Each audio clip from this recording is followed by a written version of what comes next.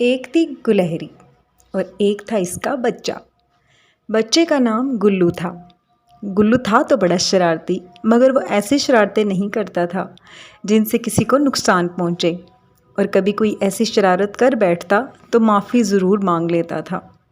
گلو کا گھر شیشم کے ایک درخت پر بنا ہوا تھا اور اس کے ساتھ ایک نہر بھی بہتی تھی۔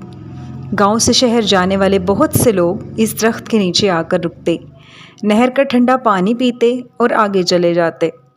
گلو ان سب لوگوں کو دیکھا کرتا تھا، اور اگر کوئی مسافر اس کی درخت کی چھاؤں میں لیٹ کر سو جاتا تو گلو اس کے سامان کی تلاشی لیتا اور کھانے کی چیزیں نکال کر چپکے سے کھا جاتا۔ اگر پوری چیزیں نہ کھا سکتا تو چکھتا ضرور تھا۔ وہ اکثر سوچتا کہ یہ انسان اتنی اچھی اور مزے کی چیزیں کہاں سے لے آتے ہیں۔ مجھے تو جنگل میں ایک بھی درخت ایسا نہیں ملا جس پر گلاب جامن، رس گلے یا چاکلیٹ لٹک رہی ہو۔ مگر اسے کیا معلوم تھا کہ یہ نعمت تو اللہ تعالیٰ نے صرف انسانوں ہی کو دی ہے کہ وہ گھر پر مزے کی چیزیں بنا کر کھا سکیں۔ نہر کے پل سے گزرنے والے چند لوگ تو ایسے تھے کہ گلو ہر روز ان کو دیکھا کرتا۔ ان میں سے ایک اماں مالن تھی جو باغ سے پھول چن کر شہر بیچنے جاتی تھی۔ پھولوں کی بھینی بھینی خوشبو گلو کو بہت پسند تھی۔ دوسرا بابا دارا تھا جو شہر سبزی بیچنے جاتا تھا اور واپسی پر شیشم کے درخت کے نیچے بیٹھ کر چند منٹ آرام کرتا تھا۔ تیسرا گوالا تھا جو دودھ لے کر شہر جاتا تھا۔ کبھی کبھار گلو اور اس کے ساتھی شرطیں لگا کر گوالے کی سائیکل کے آگے سے گزرنے کا مقابلہ کیا کرتے تھے۔ ایک روز گلو اپنے دوستوں کے ساتھ درخت پر پکڑم پکڑائی کھیل رہا تھا کہ اس کی نظر شہر سے آنے والے راستے پر پڑی۔ ایک آدمی سائیکل کے پیچھے ایک بڑا سا ڈبہ رکھے آ رہا تھا۔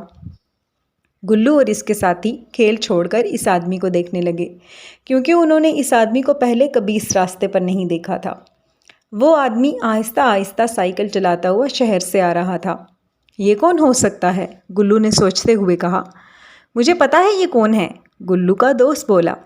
بتاؤ پھر، گلو نے کہا۔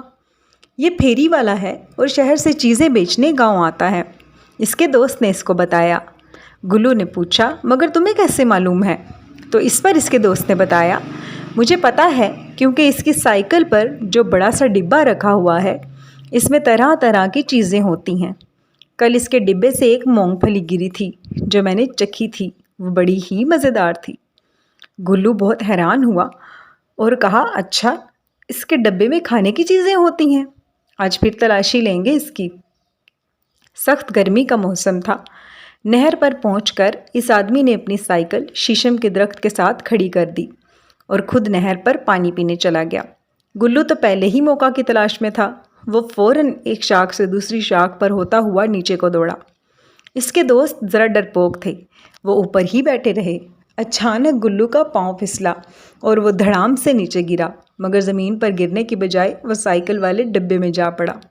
وہ تو خشک تھا کہ مفت میں مونگ پھلیاں، اخروٹ اور دوسری چیزیں کھانے کو ملیں گی، مگر یہ کیا، دکاندار تو آج صرف شہر سے سرخ مرچیں لے کر آیا تھا۔ اچھو! گلو نے ایک زور کی چھینک لی اور ڈبے سے باہر جا پڑا۔ اچھو اچھو! اور پھر تو گلو چھینکتا ہی چلا گیا۔ گلو کی سمجھ میں نہیں آ رہا تھا کہ یہ کیا ہو رہا ہے۔ وہ تو بس منہ کھول کر چھینکتا اور 2 فٹ پیچھے جا گرتا۔ اس کا یہ حال دیکھ کر اس کے دوست جو درخت پر بیٹھے تھے زور زور سے ہنسنے لگے، اور اتنا ہنسے کہ بے قابو ہو کر سب درخت سے گرے اور مرچوں والے ڈبے میں جا پڑے، گلو کی طرح۔ اب تو سڑک پر ہر طرف اچھو اچھو ہو رہی تھی۔ 7 گلہریاں سڑک پر چھینکتی پھر رہی تھیں۔